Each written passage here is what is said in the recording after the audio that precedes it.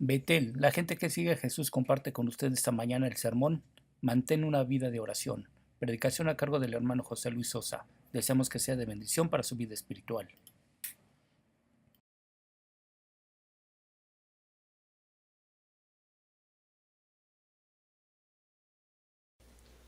Vamos a abrir nuestras Biblias vamos a continuar allí en Primera de Timoteo, capítulo 2. En el capítulo 2.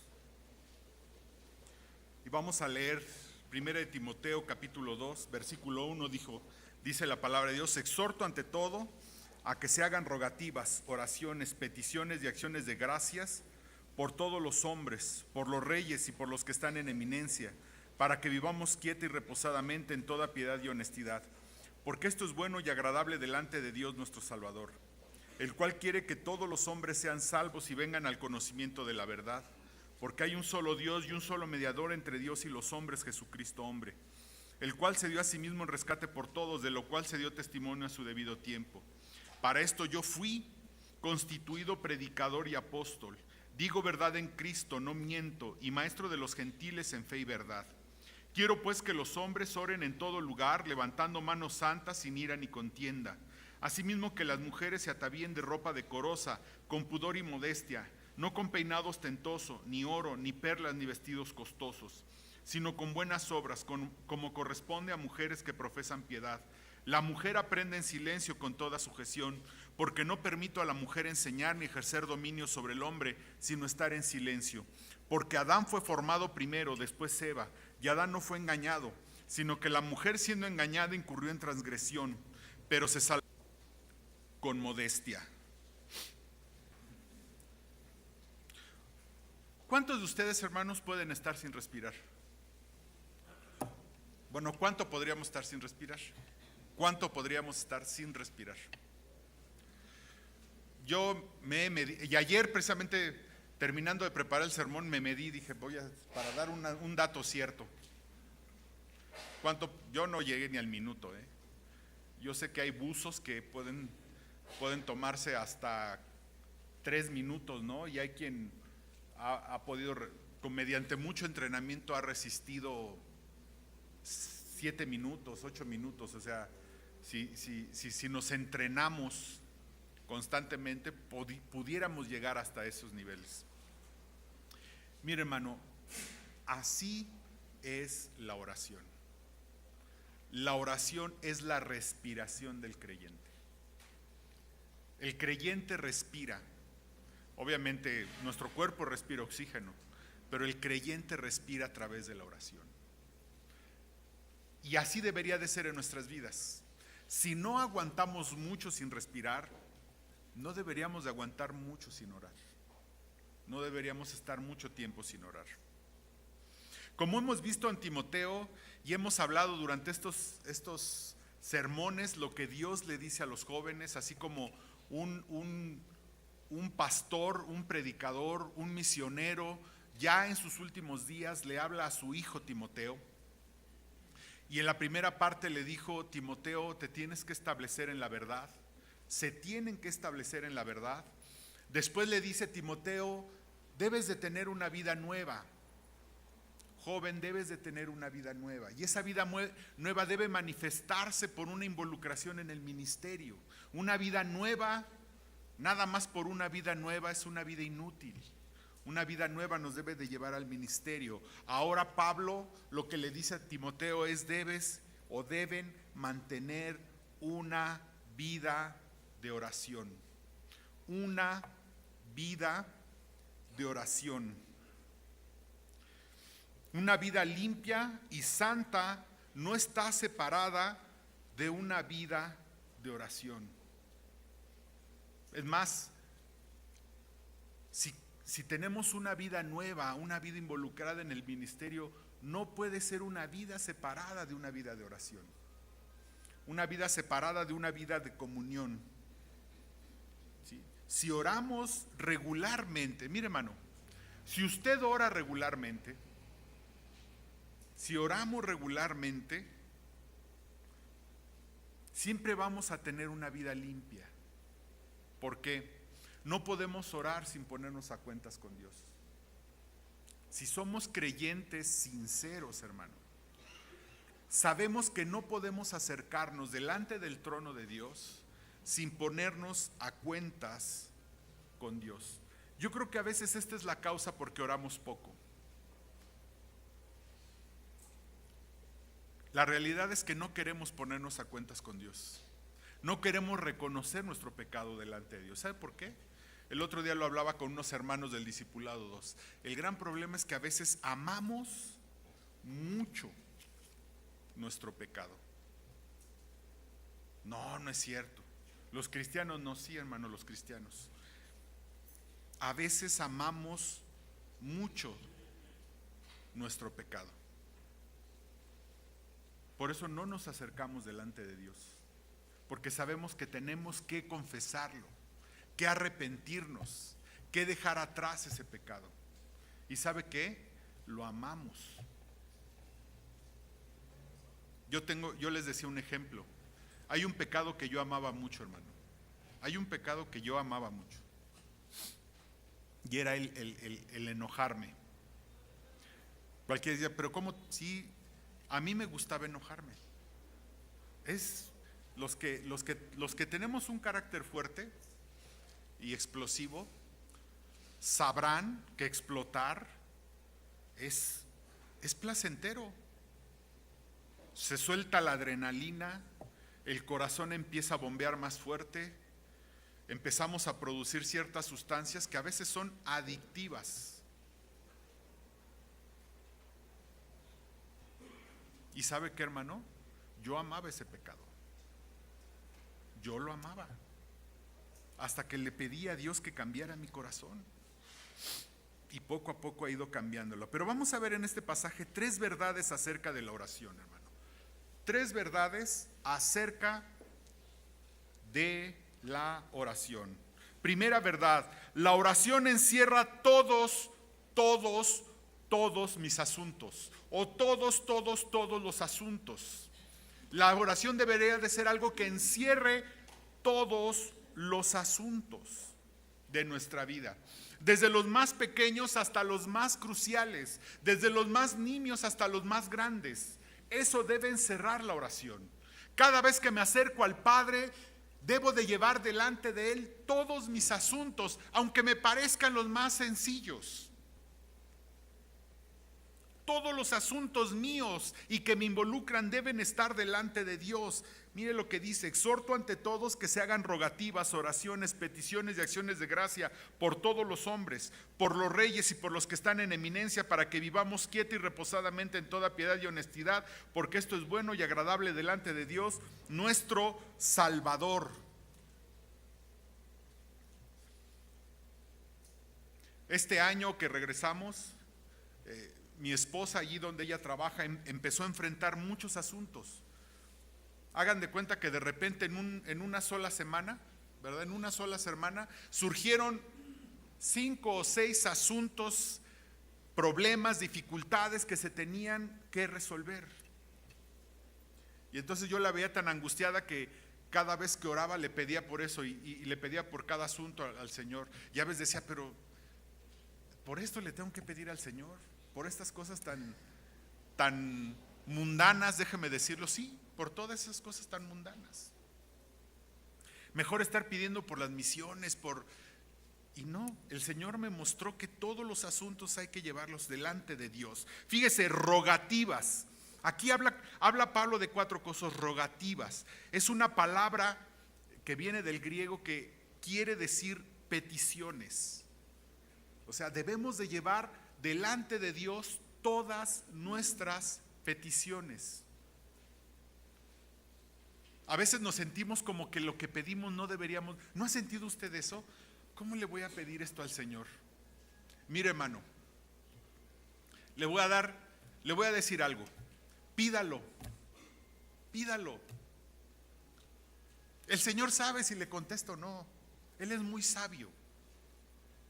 Que sea bíblico. Por eso tenemos que conocer la Biblia. Si está aquí en la palabra de Dios, pídalo. Joven, ¿ayuda para un examen? Pídesela. Bueno, nada más estudia, ¿no? Si no estudias, pues pídele sabiduría, pídele entendimiento. Una novia, pídesela. Que sea cristiana. Si no es cristiana, no te la va a dar el Señor. Pídesela. Si tu propósito es bueno, si es bíblico, pídesela.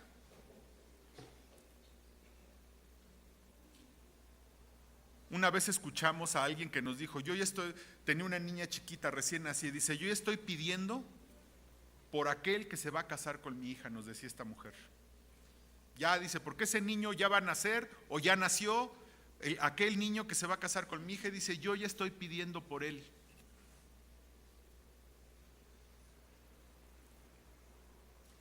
¿Pedimos así, hermanos, los que somos padres? ¿Por aquella persona que se va a casar por nuestros hijos? Desde ahorita, que sea un cristiano, que Dios lo guarde. Peticiones, rogativas, son peticiones, oraciones. La palabra en griego habla más de adoración, hermanos. Habla más de adoración. Habla más de reconocer a Dios por quien es Él. De adorar a Dios. En nuestras oraciones debe existir la adoración, la exaltación de nuestro Dios. A mí me llama la atención que cuando le dan la noticia a Nehemías de cómo estaban los muros de Jerusalén, en ese momento si ustedes leen esa oración, Nehemías empieza adorando a Dios, diciendo lo grande y lo maravilloso que es Dios, hermano. Y le voy a decir cuál es el efecto de esto. Si usted engrandece a Dios, si usted sabe que Dios es el Dios de todo el universo, ¿de qué tamaño queda su problema?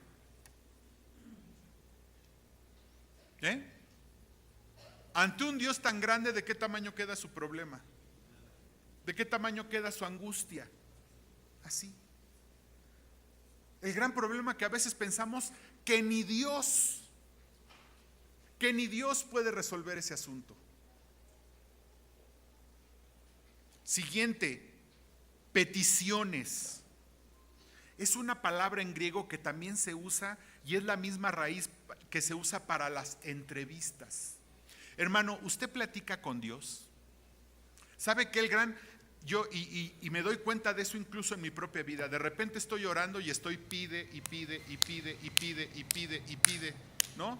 Y estoy como el hijo pedinche, ¿no? Pidiendo. Hermano, ¿platicamos con Dios?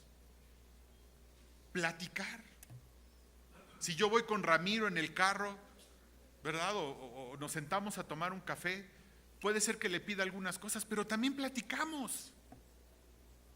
O con cualquier hermano me siento a tomar un café y platicamos. Y le cuento mis asuntos. ¿Usted platica con Dios? Platicar. Señor, fíjate que tengo esta inquietud. Fíjate que tengo estos planes. ¿Cómo ves, Señor? Fíjate que esto me entristeció, Señor. Esto que pasó me entristeció. ¿Usted platica? Eso quiere decir esta palabra peticiones. Platicar. Es un asunto de platicar con Él. Y finalmente, gratitudes, acciones de gracia. Hermano, ¿cada cuándo le da usted gracias a Dios? A veces nos paramos aquí y damos gracias, pero esto es algo constante en nuestra vida, todos los días. ¿Somos agradecidos con Dios o simplemente damos por hecho que las bendiciones que Dios trae a nuestra vida son porque así deben de ser? Y fíjense, Pablo dice que todo esto debemos de hacerlo y debemos de orar por aquellos que están en eminencia. Más allá, hermano, de que debemos de orar por todos los que están en eminencia, esto es como Pablo decir un extremo de hasta dónde podemos orar. Fíjese, hermano, si debemos de orar hasta por aquellos que están en eminencia, en el camino, ¿por qué asuntos debemos de orar? No sé si me explico. Si incluso deberíamos de orar hasta esas personas que son lejanas a mí, que ni las conozco, que ni siquiera, que probablemente ni siquiera me interesa quiénes son. Imagínese, ¿por quién debería de orar yo en el camino? ¿Por mis hermanos de la iglesia?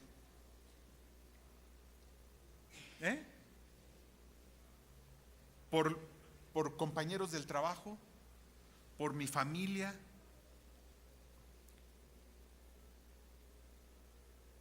Imagínense, si debo orar déjeme decirlo, si debo orar por mi presidente, si debo orar por los gobernadores de los estados, si debo orar por ellos, imagínense si no debo orar por mi hermano Peña, si no debo orar por mi hermana Leti, si debo orar hasta por ellos, y debo hacerlo, si hasta por ellos debo orar, ¿por quién no deberé de orar en el camino? Y dice Pablo, para que podamos vivir reposada y quietamente. Algo que debe ser nuestra oración es poder vivir el Evangelio, libremente, poder vivir una vida limpia.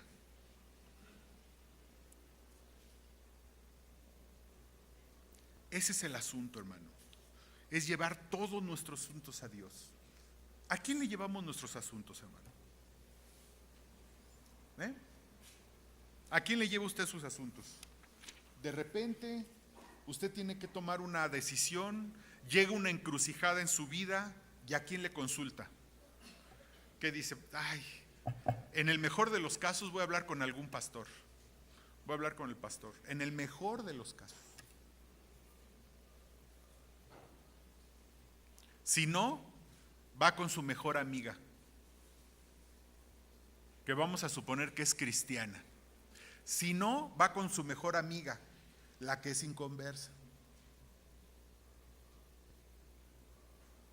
Y así. ¿A quién lleva usted sus asuntos, hermano?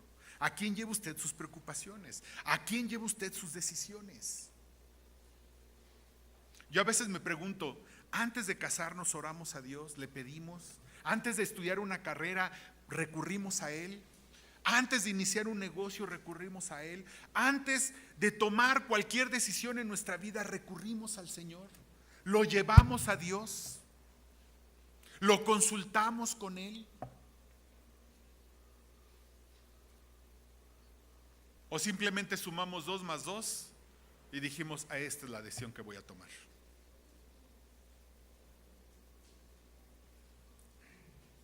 ¿Cuántos de nosotros consultamos a Dios? Segunda verdad, segundo principio, oración y santidad van de la mano. Quiero pues que los hombres oren en todo lugar, levantando manos santas, sin ira ni contienda. Oración y santidad van de la mano. Fíjese bien lo que digo, santidad, no perfección. Oración y santidad van de la mano. Me acuerdo que una vez yo tenía un amigo, Raúl Enríquez, y él me llevó con un cliente. Y el cliente se decía cristiano, ¿no? Y entonces estábamos platicando con él y dice, bueno, es que uno como cristiano, yo tengo mis amantes y tengo mis mujeres, pero Dios sabe que él y yo, eso está intocable. Nuestra relación es intocable. Yo puedo andar de mujeriego, pero entre Dios y yo sabemos que Él y yo tenemos una relación muy cercana. Hermano, esto no es posible. Simplemente esto no es posible. No podemos acercarnos a Dios sin estar a cuentas con Él. Es imposible, hermano. Es imposible. Somos imperfectos y pecadores y fallamos y le fallamos a Dios, hermanos. Pero no podemos acercarnos a Él si no estamos a cuentas con Él. Simple y sencillamente. No se mienta usted mismo, hermano. No se autoengañe. No es posible. Dios está esperando, fíjese, Dios nos está esperando primeramente estar a cuentas con Él para después escucharnos. Si hay algo en nuestra vida que está mal, si hemos fallado, si hemos pecado, si hay un asunto que traemos en nuestro corazón, el Señor lo primero que está esperando es nuestra confesión. Nuestra confesión. Era yo un jovencito como de unos, a la edad en que uno empieza a ser rebelde, ¿no? Y que uno cree tontamente que uno pone en su lugar a los adultos. Digo, pobrecito, mi papá se ha de haber reído de mí hasta el cansancio, como a veces me río de algunos, pero bueno. Entonces, esa vez le hice una chulada a mi papá, ¿no? Le azoté la puerta, no me acuerdo por qué, le azoté la puerta, un viernes me acuerdo, y le azoté la puerta y me fui indignado y no sé qué le dije. Mi papá no me dijo nada, así. Mi papá era así, ¿no? Me dijo, ¿no? Y entonces ya yo con la cola entre las patas, pasó el viernes, pasó el sábado, y vi que mi papá no me decía nada y dije, no, ya la hice. No, porque ya me acordé, para esto me acordé el viernes en la noche, que tenía yo que pagar algo en la escuela. Y dije, ching, ahora voy a tener que ir, ¿no? Y entonces vi que el sábado estaba tranquilo, ¿no? Me hablaba medio cortado, pero dije, no, pero creo que ya se le bajó. Vi que era el domingo, y ya cuando él ve fútbol americano se ponía de buenas, entonces dije, no, ya está. Además, como ganó su equipo, dije, ahora sí, está de buenas mi papá. Y entonces ahí va brincando en un pie y en otro, ¿no? Oye, papá, fíjate que en la escuela pues necesito pagar. Él me dijo, ni siquiera quiero escucharte, me dijo. Ni siquiera quiero escucharte. Eso lo hablamos después. Primero, me dijo, vamos a hablar del asunto del viernes. Primero hablamos de lo del viernes y después vemos lo que quieras. Pero primero, hijo, vamos a hablar de lo del viernes. Ya me puso como lazo de cochino, como decían en mi casa, ¿verdad? Y ya después de que arreglamos eso, de que me disculpé, de que me castigó, de lo que sea, entonces ahora sí, ¿qué pasó con la escuela? Y ya pude, bueno, papá, es que necesito pagar lo que sea. Pero primero, hermanos, nos tuvimos que poner a cuentas. Primero, antes de cualquier cosa.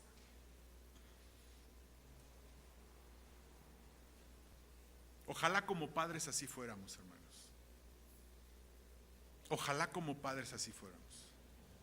Nuestros hijos arman su pachanga, ¿verdad? No les decimos nada, vienen, nos pides y les damos. Así no es Dios, hermano. Dios primero quiere que nos arreglemos con Él.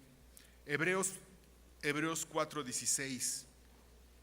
Fíjese la promesa de Dios. La promesa es que debemos funcionar en base a lo que dice la palabra de Dios. Acerquémonos pues confiadamente al trono de la gracia para alcanzar misericordia y hallar gracia para el oportuno socorro. El Señor nos está esperando. Primero, para que arreglemos nuestros asuntos con Él. Y mire, allí mismo en Hebreos 12:14.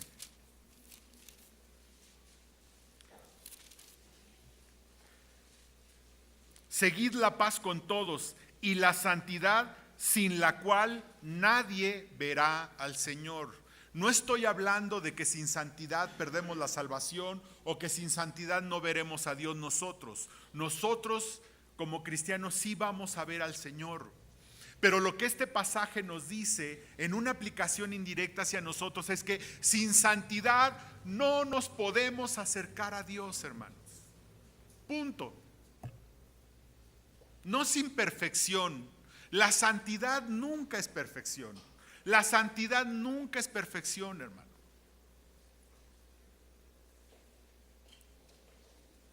Si no vamos primero con un corazón dispuesto a pedirle perdón a Dios, hermanos, no nos podemos acercar a Él. Y fíjese que hay algo en este versículo 8 muy curioso. que ayer lo estuve pensando y le di vuelta y le di vuelta, hermanos. Fíjese lo que dice. Quiero pues que los hombres oren en todo lugar, levantando manos santas, sin ira ni contienda. Sin ira ni contienda. Hermanos, obviamente la santidad involucra muchas cosas. No solo la ira y la contienda. Porque usted puede decir, bueno, yo no soy ni iracundo ni contencioso, soy santo, pero a veces no es solamente. Pero es curioso que diga manos santas sin ira ni contienda. ¿Qué es la ira y la contienda, hermanos? Fíjese que la ira y la contienda es la expresión, el asunto no es si tengo ira o si soy contencioso. Bueno, sí es el asunto, pero la ira y la contienda es algo que surge de mi corazón. Si soy iracundo, y se los digo por experiencia, si soy contencioso, eso es algo, hermanos, que surge de mi corazón. No es cierto, hermanos, se los digo por experiencia, no es cierto que decir, ay, es que me hizo enojar y por eso me enojé y le dije, no es cierto. Eso es una mentira rotunda y absoluta, un engaño del enemigo.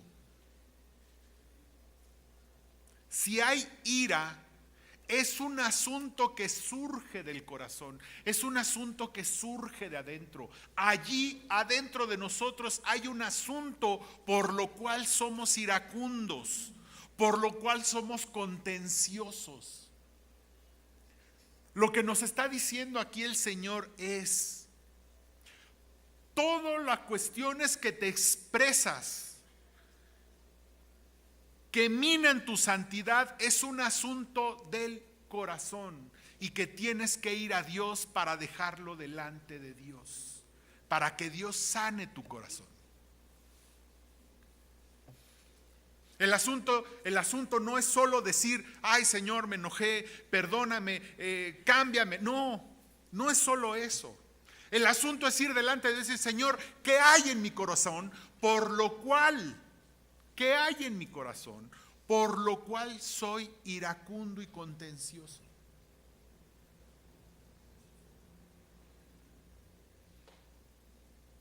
Por lo cual soy chismoso.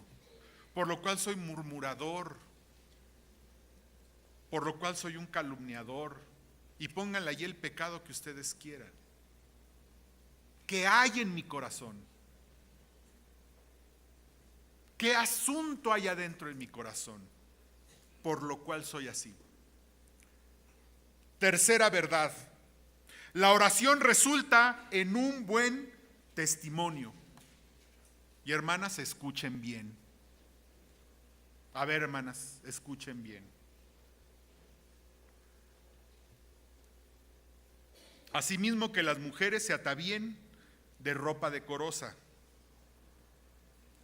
con pudor y modestia, no con peinado ostentoso, ni oro, ni perlas, ni vestidos costosos, sino con buenas obras, como corresponde a mujeres que profesan piedad.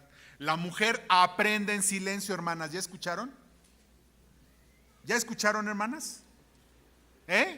Tienen que aprender en silencio, con toda sujeción. Porque no permito a la mujer enseñar, hermanas, se acabaron las maestras. En esta iglesia se acabaron las maestras. No es cierto. Estoy bromeando. Ni ejercer dominio sobre el hombre, sino estar en silencio. Porque Adán fue formado primero, después Eva, y Adán no fue engañado, sino que la mujer siendo engañada incurrió en transgresión. Pero se salvará engendrando hijos si permaneciere en fe, amor y santificación con modestia. Mire, hermana, más allá de que podemos explicar esto, ¿sí me explico? La oración resulta en un buen testimonio. La santidad es un asunto interno, como ahorita lo vimos. La santidad es un asunto interno. El buen testimonio es un asunto externo. La santidad, ¿dónde la vemos? Yo no sé si usted es santo, yo no sé qué tanta santidad hay en su vida. ¿Cómo expresamos la santidad? Con un buen testimonio. No sé si me explico. El buen testimonio es lo que expresamos, la santidad expresada. Pero fíjense lo curioso. A los hombres les dice, quiero pues que los hombres, versículo 8, quiero pues que los hombres se atavíen de ropa decorosa. Que los hombres oren en todo lugar, levantando manos santas sin ira ni contienda. Eso le pide a los hombres. Asimismo, está comparando, asimismo, está igualando, está comparando Pablo con esa palabra, que las mujeres se atavíen, y ya explica todo para las mujeres. ¿Por qué será esto? Le voy a decir por qué, hermano. La mujer en general está más dispuesta para los asuntos espirituales. Fíjese bien lo que le digo. La mujer en general está más dispuesta para los asuntos espirituales. En las iglesias, hermano, hay más mujeres que hombres. Si vemos los hermanos que trabajan en un ministerio, en un programa, lo que sea, hay más mujeres que hombres. Hacemos una actividad y hay más que mujeres que hombres. Yo me acuerdo la iglesia donde mi mamá creyó. Mi mamá me decía, oye, voy a ir a una reunión, y yo la acompañaba, y había 8 hermanas y tal vez 2 o 3 hermanos. Siempre me llamó la atención desde niño. Desde que yo era chico, siempre la mujer está más dispuesta. Yo sé que en general mis hermanas oran. Hermana, si usted me dice que usted tiene una vida de oración y usted es mujer, estoy seguro que sí. Si usted es hombre, hijo, diría, no sé. No sé si me explico. La mujer tiene más disposición a los asuntos espirituales. En general, no estoy diciendo en todo, no, en general.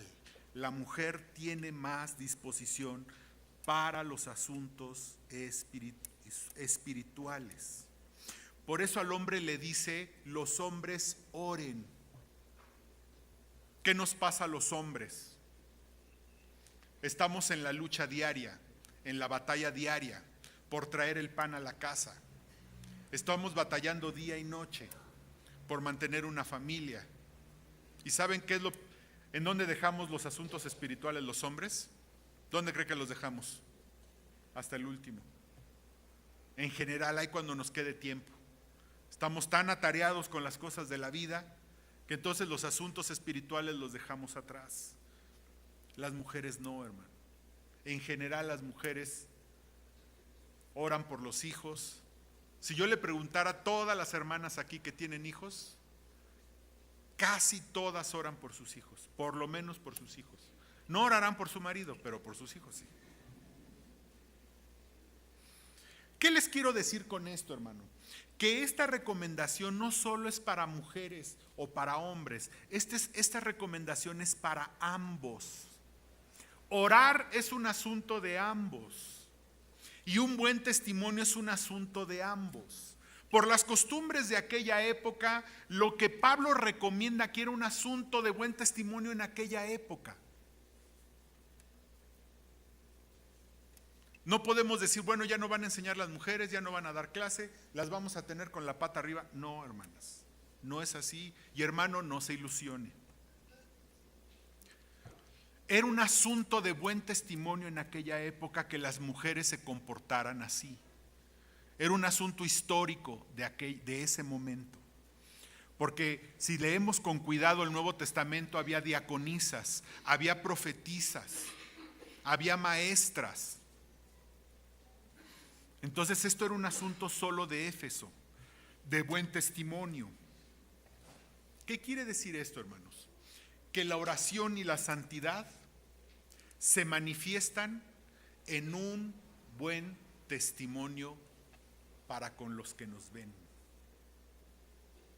En un buen testimonio para los que nos ven.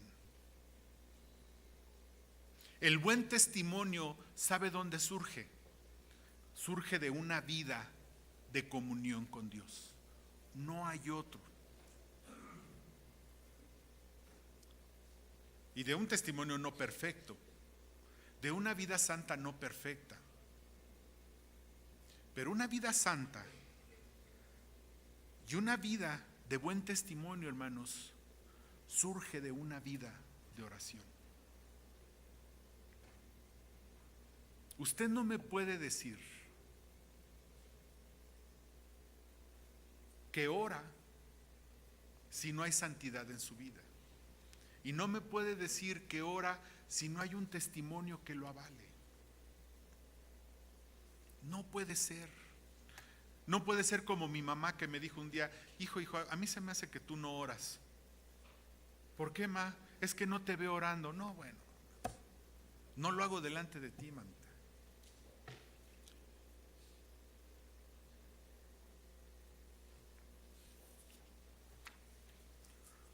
Tener una vida de oración es algo muy importante en nuestra vida.